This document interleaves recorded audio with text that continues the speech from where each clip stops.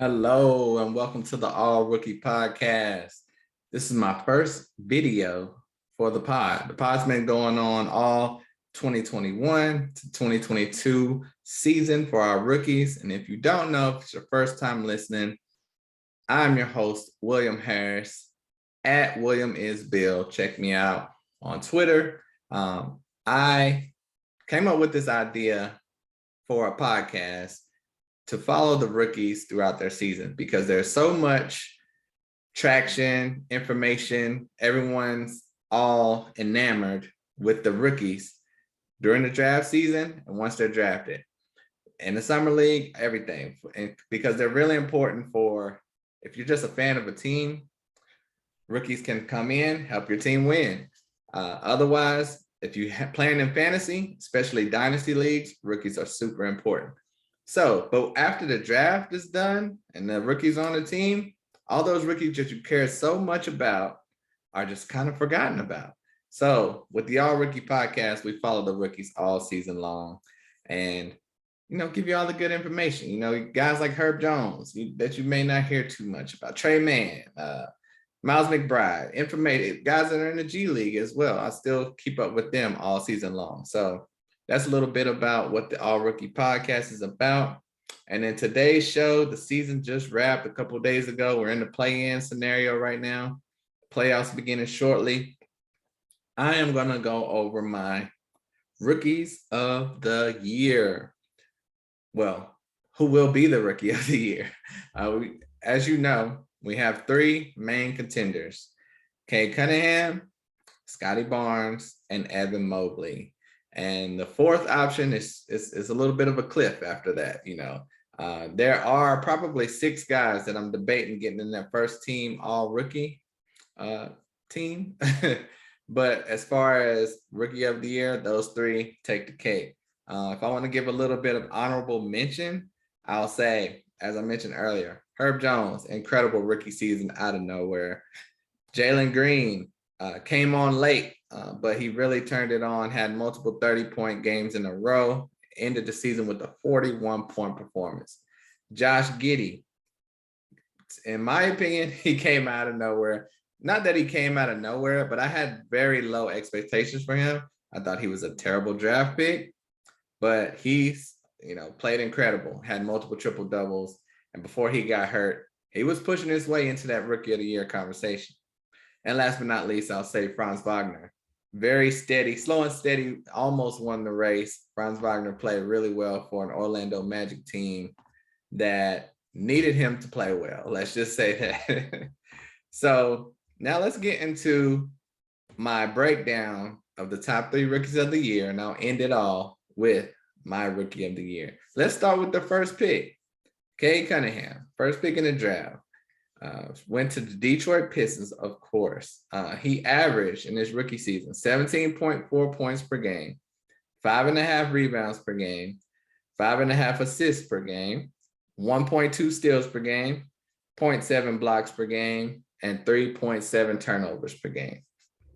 Now, Cade kind of started off a little slow. He had people worried if he was going to be a bust, but that's because he came into the season hurt. He missed most of the summer league, and he definitely missed the first bit of the season. He only played 64 games, so that kind of hurts his case a tiny bit, and only because this year is so deep with great talent for our rookies. But Cade is arguably the rookie of the year because of his tremendous play for about 90% of the season. And like I said, he started off horrible, but other than that, first few games, maybe a week and a half, he was somewhere between steady and borderline incredible. I mean, at times he looked like an all-star out there in his rookie season. And that goes to show the years to come are going to be very special for Cade and Detroit. Hopefully he stays in Detroit. But yes, he was the second leading scorer on the Pistons, second to Jeremy Grant. He was first in assists, tied for first in steals, and he was fourth in blocks. So if you care about fantasy numbers, he was ranked 90th in 9 category leagues. And that's kind of, you say that's kind of low, but that's mainly because of the high turnovers. Other than that, he was incredible. His passing truly translated from college and elevated in his rookie season. He controls the offense like a vet, plays with great pace, never really gets too fast or out of control. He does make risky passes and flashy passes. And, some work, some don't. But that goes with being a rookie. And also when you're on a bad team, sometimes you just try things. When he's on a better team, I'm sure those things will all tidy up. And then, just with experience, he'll make fewer mistakes, no doubt. But being on one of the worst teams in the league, he drew extra attention from defenders. So in my opinion, that makes it tougher for a player, especially a rookie, to succeed. And, if you want to talk about the defensive side of things, which is really important in this conversation because the guy I'm going to talk about next exemplifies that. Cade showed signs that he'll be real good on that end as well. He gets his hands in the right places, whether it's blocks or steals. He stays active and competitive pretty much at all times. His field goal percentage and turnovers are really the only negatives to his game. In his rookie campaign, he shot around 41% from the field, and that's not horrendous, but you want better than that. But he will only get better from now on. His future is super bright. So with all that said, Cade had an incredible rookie season and is well deserving of the Rookie of the Year award, in my opinion, and definitely in his opinion, because he is very, confident in his case that he feels he should win Rookie of the Year. But if he doesn't, he has that he can hold over everyone's head that he was the first pick in the draft. Only he can say that about this year. So that's my case for Cade Cunningham. Moving on to Evan Mobley. The big man for the Cavs averaged 15 points per game, 8.3 rebounds per game, 2.5 assists, 0.8 steals per game, 1.7 blocks per game, and 2 turnovers per game. I wish those blocks would have stayed up. Early in the season, he was at 2 and 3 blocks per game. But, eventually over time that narrowed down a little bit. But Evan Mobley, he was the 3rd pick in the draft. He had an incredible rookie season, which resulted in him having multiple double-doubles and high block numbers. There was a time that he was the clear-cut Rookie of the Year, and no one was even close. Cade was finding his way. Scottie Barnes was playing great. Then he kind of went down a little bit, but Evan Mobley has stayed consistent all year. He did trend down a little bit after the All-Star break, after some nagging injuries here and there, but at his peak, he was truly incredible. And that's not only on the offensive side, but defensively, he was out of this world. And that's kind of what you hear most about Evan Mobley, really, is experts talking about his defensive prowess. Many experts say not only was he the best defensive rookie, but they have him making the all-defensive team. So that's one of the best defensive players in the league. In your rookie season, that's kind of unheard of. I mean, that's insane. But it's a huge honor and a rarity for a rookie. He moves with great agility. So where he can stay with bigs, and he can still also hang with the guards that are trying to blow by him as well. He's not going to stop Kyrie or, Steph Curry, but he can stay with them to where he's not completely lost. He's definitely not a big stiff out there like some guys his size are. So that's very good for him that he's athletic and can move, and he's not just big and tall. But he had the most contested shot attempts at least halfway through the season. He was killing it with that. Anytime someone was putting up a shot, he had a hand in their face. And that goes to show you he's in the right place at the right time. Goes to show coaching and development, and that he is watching film in that film room. That is key. And it just showed you how active he was on the defensive end. He does have Jarrett Allen behind him to cover his butt if he makes mistakes, but Mobley was still incredible regardless. And when you see that Jarrett Allen is injured right now, when Allen is out, Mobley is still playing just as well. His blocks and rebounds were vital to the success of the Cavs this year. He was hovering around great and pretty great all year. So his consistency was just excellent. The only other player that was so consistent, I would probably say, is Franz Wagner. You just knew every game those same stats were going to be in that range. You know, Franz Wagner was like 15-7 every game. And Cade was pretty much, I mean, Evan Mobley was close to a double-double just about every game. So when you didn't see those numbers that you were expecting, you're like, what happened? What was wrong? Did he get in foul trouble or something? But that consistency was truly impressive. Now, for fantasy-wise, he was ranked 81st in 9 category leagues. He was 4th on the Cavs in scoring, 2nd in rebounds, and 1st in blocks. And that's not, that's not nothing to just glance over. He does have Jarrett Allen on his team, and he was 1st in blocks. So that's really, really important. Now, if you remember, Cade was 90th. Evan Mobley was 81st. Now, let's check out this next guy is going to be looking like. Scottie Barnes. I have to tell you, Scottie Barnes is one of my favorites coming into this draft. I love his game, love his personality, love his height, length, size, athleticism, everything.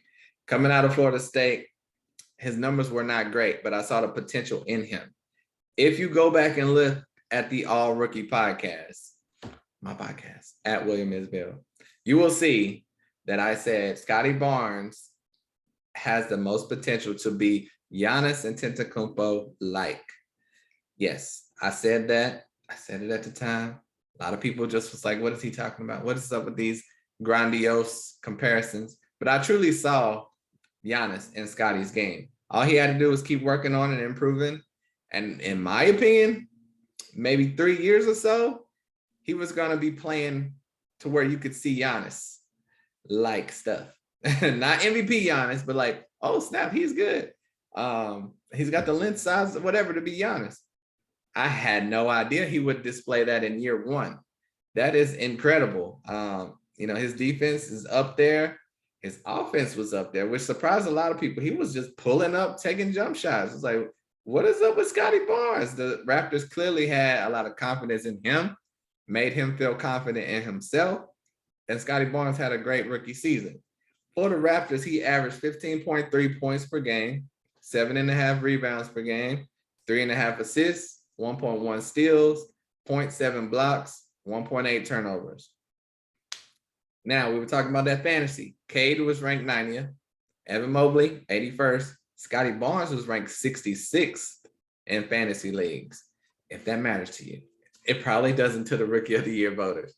But on the Raptors, he was 5th in scoring, 2nd in rebounds, 3rd in assists, and 1st in blocks.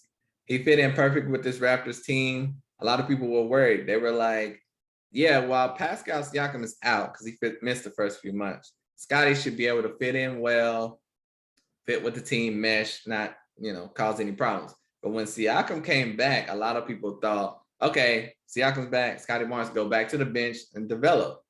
But no, he came back. He had played so well with Siakam out, the Raptors had no choice but to continue playing him. And so that allowed Scottie to come in with that confidence and to learn his role. And when Siakam was back, Scottie was ready to go. So he was allowed to play good minutes throughout the whole season. And I think he learned a lot in the beginning. And then he, meshed that into his game for the rest of the season. And, this was a really good team that Toronto had. They're hovering around the bottom of the playoff area. But he was not on the team to where, like Cade is on Detroit, he could do whatever he wants. Josh Giddey could do whatever he wants. Evan Mobley and Scottie Barnes were on good teams to where they kind of had to play a role. They weren't just the main focus. Like I said, Scottie was 5th in scoring on the Raptors. So that goes to show you the team was already in place. This team honestly should not have had the 3rd pick in the draft. It was a decent team, but that allowed, I'm thinking about the Cavs. The Raptors shouldn't have had the 4th pick in the draft because this was a decent team. They have talent. They had injuries and everything last year, but that allowed them to get Scottie Barnes, who a lot of people thought they should have got Jalen Suggs. I didn't, but they made the right choice clearly. But he pretty much can guard and play every position on the court. And that's why Toronto drafted him 4th over Jalen Suggs, who I love too. But he's definitely worked on his shot and game since leaving college. He was tremendous in getting his team second chance points, has that youthful exuberance that everyone loves him for. He energized the team. You can see when Fred VanVleet talks about him, he just lights up. And, now they have a star in the making. Scottie's only faults were they really weren't even on him. It was that he was on the team pushing for the playoffs. So he had to learn the hard way. Sometimes he had to play second, third, fourth, or fifth fiddle to other vets on the team, which is understandable. But it stunted his Rookie of the Year campaign, because I feel if that wasn't the case, he definitely would have had more assists. And that would have made his numbers look even better. But when he was on, it was over for everyone. And next year, if he wants to improve on anything, he just needs to work on getting that shot even better, which is going to be hard to do because his shot really came a long way. So I think, incrementally, that shot will increase over time. And like I said, more assists. If he does that, honestly, look out, world, because we have another Giannis in the making. Now, with all that being said, who is my Rookie of the Year? I'm the rookie expert, right? This is my thing, the Y'all Rookie Podcast at William S. Bill. Like, subscribe, rate, all that good stuff too. Give me negative comments if you want. And don't pick on me for saying comments. But no, all right. Drum roll. My Rookie of the Year is, no, I can't do it like that. Let's do it Ryan Seacrest style. Third place. And now a lot of people have this guy second and possibly first, but my third place choice for Rookie of the Year is my guy, Scottie Barnes. I'm sorry, you're third in my opinion, Scottie. Love you, but I need those assists to be higher. But 15, 7, 3.5, 1 steal, almost a block per game. Great rookie season. And came out of the gate much better than anyone thought you would. It's only up from here for Scottie Barnes.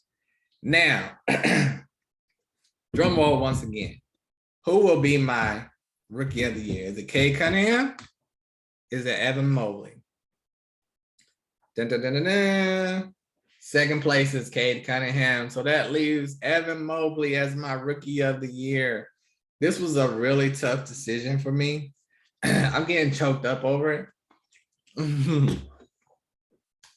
But honestly, Evan Mobley was just so consistent from beginning to end. Great all year long. 15, 8, 2.5 assists, almost a steal. Those almost 2 blocks per game are incredible for a rookie.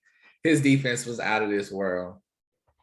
And the knock for Cade is those almost 4 turnovers a game. I can't give it to him with that. But 17, 5.5, 5.5, 1, almost 1 block per game. Incredible rookie season. Only up from here for Cade. With better teammates, I think he will be in a better position next year. But Evan Mobley is my MVP. And this was the whole team success and everything played no factor in my decision. If anything, it helped Cade a little bit because all that pressure was focused on him. All the attention was on him. So I don't like the idea of your team success determines whether you're Rookie of the Year or MVP or any of that stuff. No, go all-star, any of that. Kevin Durant said it himself in a recent interview. That's an individual award. Your team success should not determine whether you win that individual award. I get how it's a tie neck and neck. Maybe you can use a little bit of that if you propel the team, but otherwise, no. Because Cade Cunningham was the first pick. That means he's on the worst team. So say Davion Mitchell. No, let's not say Davion Mitchell because the Kings are horrible. But I mean, you can say Scottie Barnes with the 4th pick. That wasn't the 4th worst team in the league. That was a really good team. So the team is automatically better. And then, you get what I'm saying. But anyway, let me know what you think about my decision, Evan Mobley as Rookie of the Year. I really wanted to give it to Cade. I really wanted to give it to Scottie. That's just how great this class is, and these 3 especially. And, look out for Jalen Green and Jalen Suggs next year too. I think they're going to take a big jump. So for more, you want to hear more from me? I'll do more videos. Check out the All Rookie Podcast, Apple, Spotify, Stitcher, all that good stuff. And check me out on Twitter at William S. Bill. Like, comment, all that to this YouTube channel. I appreciate your support. And until next time, I'm out of here. Peace.